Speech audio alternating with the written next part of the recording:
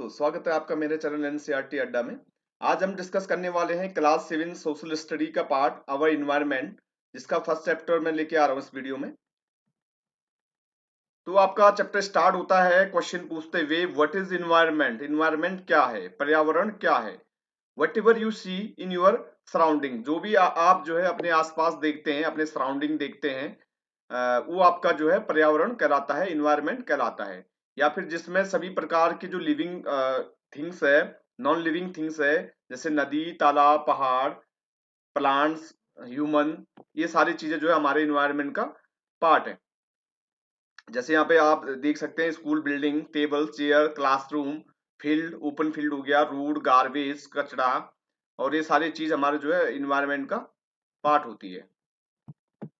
अब एक चीज यहाँ पे ध्यान देने वाली बात है कि इन्वायरमेंट में जो भी चीजें हैं उसको दो भागों में यहाँ पे बांटा गया है।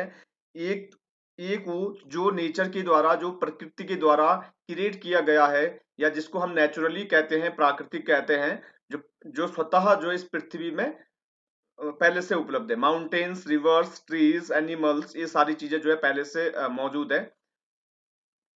और कुछ ऐसी चीजें हैं जिसे मानव निर्मित करता है, जैसे रोड हो गया, cars, cruise, buildings, park, etcetera. चलिए यहाँ पे देखिए, environment is our basic life support system. It provide the air we breathe, the water we drink, the food we eat and the land where we live. अब यहाँ पे देखेंगे, जो environment है ये जो है हमारे जो लाइफ है, इसको जो है इसकी बेसिक नीड्स को पूरी करता है। जो भी हमें जरूरत पड़ती है, बेसिक नीड्स, ये हमारी यहाँ से पूरी करता है। जैसे जो है सांस लेने के लिए हमें हवा यहाँ से मिलती है, वाटर मिलता है ड्रिंक करने के लिए, फूड मिलता है खाने के लिए, और जो है लैंड मिलता है ताकि हम वहां पे ह्यूमन सेटलमेंट्स कर सके। How do human being modify this natural environment? अब जो है, जो ह्यूमन बीइंग है, जो मानव है, वो अपने जो उसका जो प्राकृतिक पर्यावरण है, इन्वायरमेंट है, उसको कैसे मॉडिफाई करता है या उसमें कैसे बदलाव करता है। तो जब भी हम कार चलाते हैं तो हम इन्वायरमेंट को पॉल्यूट करते हैं। जब भी हम वाटर कलेक्ट करते हैं तो किसी ना किसी प्रकार हम नेचुरल जो हमारा इन्वायरमेंट है उसको हम जो है चेंज करते हैं। जब भी हम लैंड में फैक्ट्रीज बिल्ड करते हैं तो हम अपने इन्वायरमेंट को चेंज करते हैं।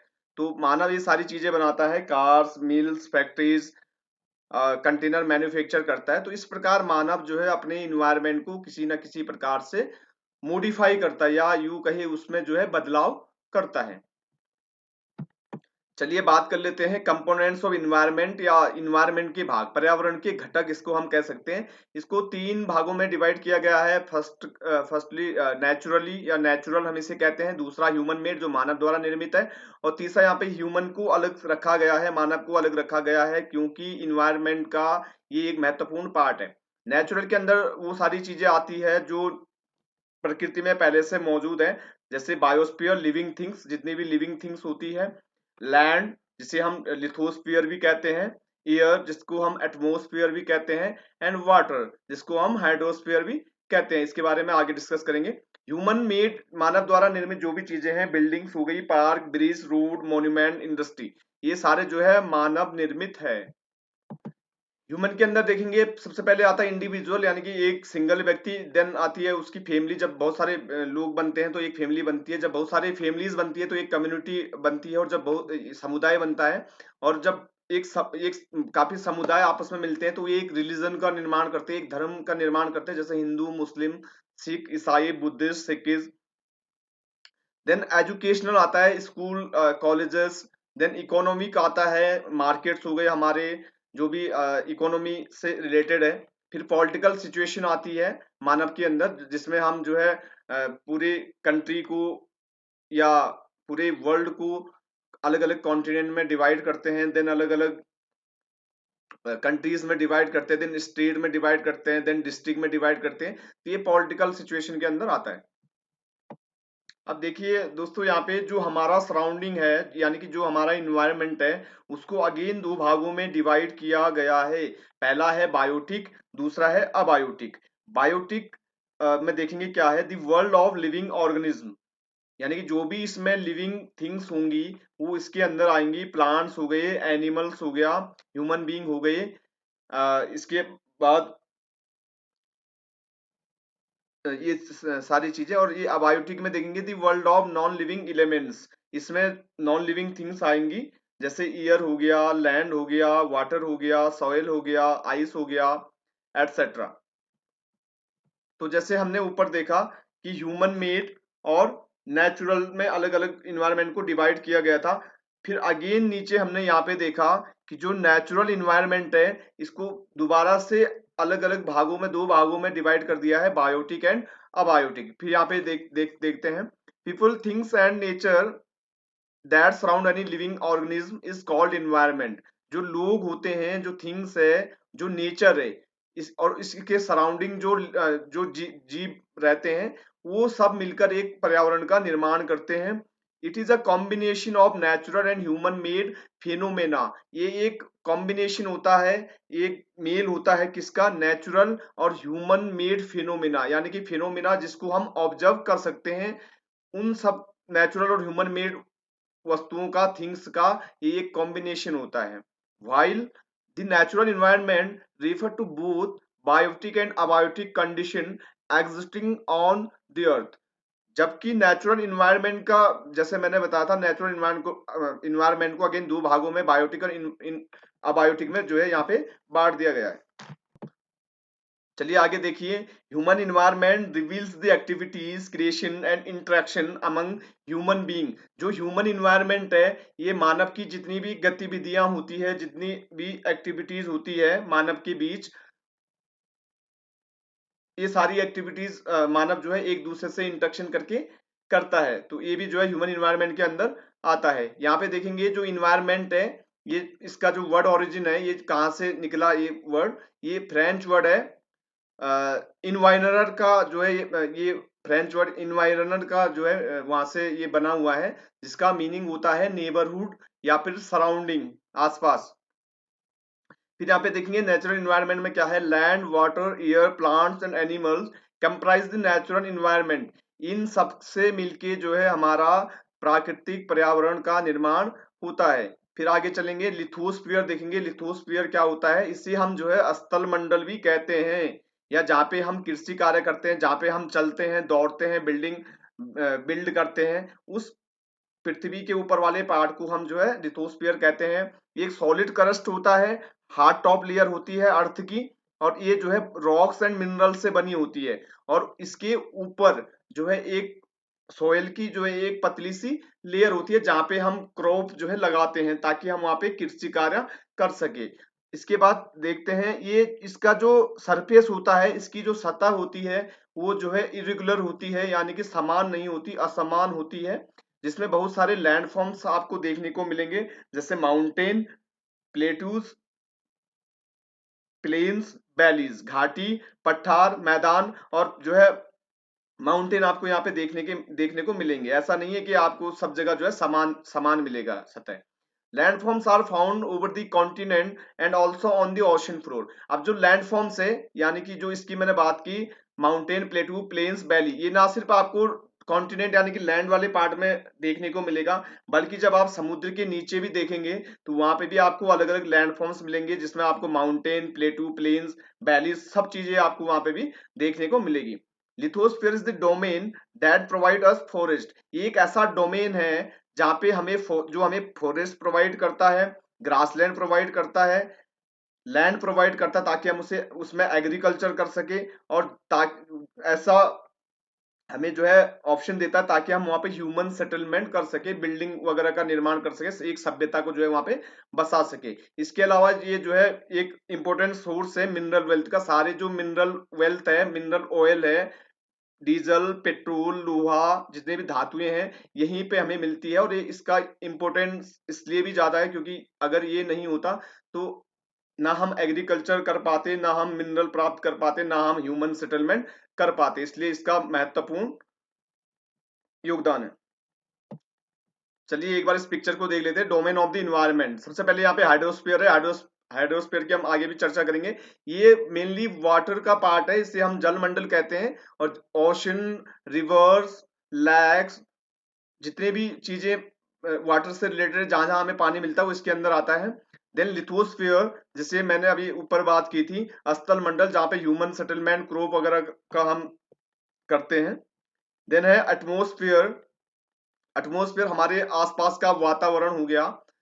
And biosphere. बायोस्फीयर मीन्स होता है जीव मंडल।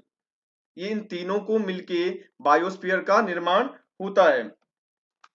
अगर हम अर्थ के सरफेस पे जाते हैं तो हमें दो लेयर मिलती है, बायोस्फीयर एंड हाइड्रोस्फीयर। बायोस्फीयर समुद्र बायोस्फीयर समुद्र से 10 किलोमीटर ऊपर तक पाया जाता है। यहाँ सभी जो लिविंग थिंग्स है जैसे प्लांट्स, एनिमल्स, फंगी, बैक्टीरिया और ह्यूमन बीइंग यहाँ पे जो है एक दूसरे के साथ साथ रहते हुए जो है एक दूसरे के साथ इंटरेक्शन करते हैं। यहाँ देखिए जैसे मैंने बात की कि एक डोमेन है वाटर का, इसमें जो है बहुत सारे रिवर्स, लैक्स, सीज, ओशन से मिलके ये बना हुआ है और ये जो है लिविंग ऑर्गेनिज्म के लिए जो है इंपॉर्टेंट है। Atmosphere is the thin layer of air that surround the earth. जो पृथ्वी को घेरे हुए हैं एक ऐसी पतली सी हवा की जो परत है उसे एटमॉस्फेयर कहते हैं, उसे वातावरण कहते हैं। The gravitational force of the earth hold the atmosphere around it. अब जो पृथ्वी में जो ग्रेविटेशनल फोर्स है, जो गुरुत्वाकर्षण बल है, उस गुरुत्वाकर्षण बल ने जो एटमॉस्फेयर है, जो हमारे आसपास का जो वातावरण है, जो डस्ट, वाटर वेपर्स और नॉन लिविंग थिंग्स और लिविंग थिंग्स से मिलके बना है, उसको होल्ड किए हुए हैं। तो सोचिए अगर ग्रेविटेशनल फोर्स ना होता तो एटमॉस्फेयर भी ना होता। अब एटमॉस्फेयर करता क्या है? It protect us from the harmful rays and scorching heat of the sun. ये हमें सूरज से आने वाली अल्ट्रा वायलेट रेज से हमें जो है बचाता है, पराबैंगनी किरणों से हमारी जो है रक्षा करता है। It consist of number of gases. इसमें बहुत सारे गैस जो है पाए जाते हैं। नाइट्रोजन हो गया, ऑक्सीजन हो गया, डस्ट इसमें पाया जाता है, धूल कण इसमें पाए जाते हैं, वाटर वेपर इसमें मौजूद रहता है। The change in the atmosphere produce change in the weather and climate. अब एटमॉस्फेयर में जब भी परिवर्तन होगा तो वो परिवर्तन हमें अपने जो वेदर हमारा है और जो क्लाइमेट है उसमें देखने में मिल जाता है। वेदर मीन्स मौसम से मतलब है और क्लाइमेट मीन्स होता है जलवायु। वेदर क्या होता है कि जो डे बाई डे का जो मौसम में चेंजेस होते हैं, माना अभी जो है बारिश हुई, 1 घंटे बाद फिर धूप लग गई, तो उसे हम मौसम कहेंगे। लेकिन जो क्लाइमेट है वो एक लॉन्ग पीरियड के लिए किसी स्थान पे रहता है, जैसे 2 या 3 महीने के लिए। ये डे बाय डे का जो चेंजेस होते हैं उसे जो है हम वेदर में रखते हैं, और जो 2-3 महीने के बाद चेंजेस होते हैं उसे हम क्लाइमेट में रखते हैं। Plant and animal kingdom together make biosphere और the living world. Plants, animal kingdom दोनों मिलकर बायोस्फीयर का निर्माण करते हैं जहां पे जो है लाइफ एग्जिस्ट करती है। और बायोस्फीयर में जो वर्ड है बायो, इसका मीनिंग ही होता है लाइफ, यानी कि ऐसा स्पेयर जहां पे लाइफ एग्जिस्ट करती हो। It is a narrow zone of the earth where land, water and air interact with each other to support life.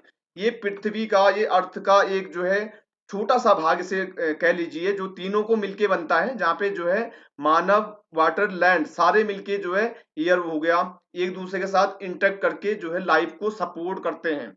आप देखेंगे यहाँ पे इकोसिस्टम क्या है। It is a system form by the interaction of all living organism with each other. ये एक ऐसा system है जो लिविंग ऑर्गेनिज्म के साथ, जितने भी लिविंग ऑर्गेनिज्म है, एक दूसरे के साथ इंटरेक्शन करके एक दूसरे को क्या करते हैं, सपोर्ट करते हैं, या एक दूसरे के साथ इंटरेक्शन करते हैं अपने नीड्स के लिए, अपनी जरूरत के लिए।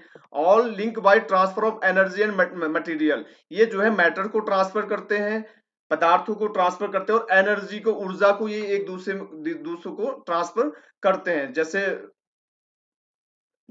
आप देख लीजिए, किसी नदी का आप एग्जांपल ले लीजिए, जहाँ पे एक रिवर इकोसिस्टम हम उसे कहेंगे, जहाँ पे बहुत सारे जानवर होते हैं, छोटे कीट होते हैं, ठीक है। तो एक दूसरे को जो है जो बड़े जानवर होते हैं या जो बड़े कीट होते हैं, इंसेक्ट होते हैं, वो छोटों को खाते हैं। जो छोटे होते हैं वो घास वगैरह कुछ खाते हैं। तो इस प्रकार एक दूसरे से की नीड की एक दूसरे की नीड को पूरा करने के लिए जब वो एक दूसरे को इंटरेक्ट करते हैं एक दूसरे से, तो उसे हम इकोसिस्टम कहते हैं। पारिस्थितिकी इसका हिंदी। चलिए यहाँ पे देखिए, 5 जून, प्रत्येक ईयर 5 जून को हम जो है विश्व पर्यावरण दिवस मनाते हैं। यहाँ भी देख लीजिए, water system, it is a trade in which goods are exchange without the use of money. ये व्यापार का एक ऐसा तरीका कह लीजिए जहाँ पे हम एक वस्तु को खरीदने के लिए दूसरी वस्तु को किसी व्यक्ति को देते हैं, यानी कि इसमें हम पैसे का यूज नहीं करते। होता क्या था कि पहले टाइम में जो है पैसे नहीं होते थे लोगों के पास, तो लोगों को अगर जो है कोई वस्तु की जरूरत होती थी तो वो एक दूसरे से चेंज कर लेते थे। माना किसी को धान चाहिए तो उसको गेहूं दे देता था, जिसको गेहूं चाहिए वो उसको धान दे देता था, तो इसमें पैसे का यूज नहीं होता था। अब यहाँ पे देखिए, all plants animals and human being depend on their immediate surrounding. जितने भी प्लांट्स एनिमल्स ह्यूमन बीइंग मानव होते हैं वो उनके अपने सराउंडिंग्स पे डिपेंड होते हैं। often they are also interdependent on each other। और जो है एक एक दूसरे पे इंटरडिपेंड होते हैं, माना एक किसी पे डिपेंड है तो दूसरा भी जो है उस पर डिपेंड है। This relation between the living organism, ये जो रिलेशन है लिविंग ऑर्गेनिज्म का और जो रिलेशन है जो है ऑर्गेनिज्म का अपने सराउंडिंग से, ये एक इकोसिस्टम बनाता है। There could be an ecosystem of large rain forest. अब जो एक फॉरेस्ट भी जो है एक इकोसिस्टम हो सकता है, लेकिन वो रेन फॉरेस्ट हो जो है जहाँ पे बहुत घना जंगल होता है, ग्रासलैंड हो, डेजर्ट हो, माउंटेन हो, लैक, रिवर, ओशन, ये या छोटा सा स्मॉल पॉन्ड कह लीजिए, ये भी जो है एक इकोसिस्टम का निर्माण करते हैं जहाँ पे कोई जीव एक दूसरे पे अपने भोजन के लिए जो है आश्रित हो या फिर डिपेंड हो। तो ऐसे जो है ये फॉर्म्ड करते हैं एक इकोसिस्टम का। तो ये तो सारे जो है नेचुरल इकोसिस्टम है। कुछ ह्यूमन मेड इकोसिस्टम भी हम बना सकते हैं, जैसे आप ले लीजिए इक्वेरियम ले लीजिए जहाँ पे हम मछलियों को रखते हैं, उसके अंदर फिर उनको कुछ दाना डालते हैं, तो वहां पे भी एक जो है ऐसा इकोसिस्टम हम बना सकते हैं। वो ह्यूमन मेड होगा, ये क्वेश्चन में भी आता है। चलिए देखते हैं ह्यूमन इन्वायरमेंट क्या है। Human being interact with the environment and modify it according to their need. Human being क्या करता है, मानव क्या करता है, इन्वायरमेंट के साथ इंटरेक्ट करता है, उसके संपर्क में आता है और उसको मॉडिफाई करता है, उसको बदल देता है अपनी नीड के अकॉर्डिंग, अपनी जरूरत के हिसाब से। अर्ली ह्यूमन, जो पहले के जो मानव थे, उन्होंने जो है अडेप्ट किया हुआ था अपने आप को नेचुरल सराउंडिंग, यानी कि अपने आसपास जो भी उनको मिलता था उसी के अकॉर्डिंग वो अपना जीवन जीते थे। दे लेड अ सिंपल लाइफ, साधारण सी जिंदगी वो व्यतीत करते थे और अपनी रिक्वायरमेंट्स को, अपनी जरूरतों को वो नेचर से फुलफिल कर लेते थे, यानी कि नेचर को बिना हार्म किए वो अपनी जरूरतों की पूर्ति कर लेते थे। विद टाइम नीड्स ग्रू, जैसे समय गुजरा, become more buried, human learn new ways to use and change environment. मानव ने जो है इन्वायरमेंट को जो है चेंज करने के नए नए तरीके सीख लिए। उन्होंने जो है क्रॉप उगाना सीख लिया, डोमेस्टिकेट एनिमल्स को पालतू बनाना सीख लिया, और एक सेटल लाइफ यानी कि एक जगह स्थित होके उन्होंने ये सारी चीजें करनी शुरू कर दी। दी व्हील वॉज इन्वेंटेड, टायर का आविष्कार हो गया।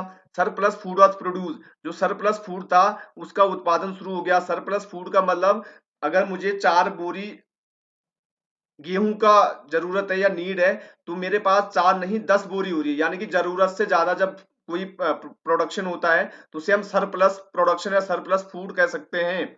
बार्टर सिस्टम एमर्ज हो गया। बार्टर सिस्टम मैंने अभी डिस्कस किया था, जिसमें हम एक वस्तु को दूसरी वस्तु देकर खरीद सकते हैं, उसमें पैसे का लेन नहीं होता, इसे हम वस्तु विनिमय भी कहते हैं। Trade started and commerce develop, व्यापार शुरू हो गया, कॉमर्स भी डेवलप हो गया। Industrial revolution enable large scale production, बाद में क्या हुआ कि इंडस्ट्रियल रिवॉल्यूशन आ गया, औद्योगिक क्रांति आ गई। अब औद्योगिक क्रांति क्या होती है, जिसमें बड़ी मात्रा में उद्योगों का विकास हुआ, जिससे जो है किसी भी वस्तु के निर्माण में अब हम कम समय में ज्यादा वस्तुओं का निर्माण कर सकते थे, और जो है क्वालिटी भी अच्छी होती थी। तो इसके बाद ट्रांसपोर्टेशन बिकेम फास्टर, जो हमारा ट्रांसपोर्ट था वो काफी तेज हो गया। पहला आपने देखा होगा जो है घोड़ा गाड़ी इस्तेमाल होती थी, ठीक है, तो बहुत सारे चीजें थी, लेकिन आज आप देखते हैं कि टैक्सी है, कार है, मोटर बाइक है, और इवन जो है हमारे पास 700 किलोमीटर 800 किलोमीटर की भी जो है प्रति घंटे की रफ्तार से चलने वाली ट्रेन भी जो है जापान और चाइना जैसे शहरों में मौजूद है। Information revolution made communication easier and speedy across the world. अब जो इंफॉर्मेशन रिवॉल्यूशन है, इसने कम्युनिकेशन को, या रिवॉल्यूशन का मतलब यहाँ पे आप जान लीजिए, कुछ चीज में जब तेजी से विकास होता है उसे हम रेवोल्यूशन कहते हैं। तो इसने कम्युनिकेशन के क्षेत्र में भी जो है, कम्युनिकेशन यानी कि बातचीत के साधनों में भी जो है काफी जो है विकास किया, काफी तेज विकास किया कम्युनिकेशन के अंदर। टेलीविजन हो गए, न्यूज़पेपर हो गया, प्रिंट मीडिया या फिर इलेक्ट्रॉनिक मीडिया, दोनों इसमें आते हैं। आज आप जो है यूट्यूब पे बहुत सारी वीडियो देखते हैं, तो ये सारी चीजें जो है कम्युनिकेशन के फील्ड में ही डेवलपमेंट के का नतीजा है।